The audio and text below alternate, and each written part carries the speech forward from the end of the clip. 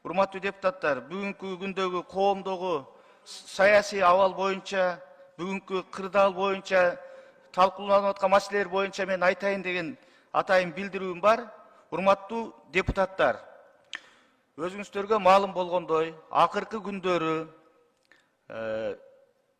жөнөкөй тил менен айтканда, экөөнү зериктирбеген, бирөөнү эриктирбеген саясатчылар, айрым ушак айылга жакын адамдар коомдогу өлкөдө ар кандай өзгөрүүлөр болот экен, референдум болот экен, парламент таркайт экен,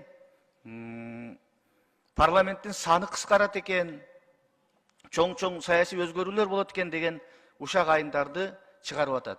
Бунун бардыгы суу кечпеген сөздөр.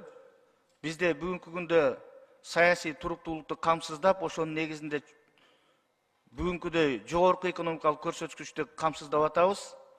Андыктан эч кандай саясий окуялар болбойт. Алдыда 17 ноябрга белгиленген жергиликтүү шайлоолорго, жергиликтүү кеңештерге шайлоолорго даярдыктар болот.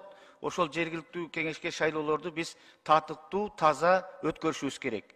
Мен муну ачык айтып коеюн, биз өлкө жетекчилиги бул боюнча бүгүн эртең менен да талкуулап сүйлөштүк. Андыктан мен атайын билдирүү катары айтып коеюн, эч кандай өзгөрүүлөр болбойт.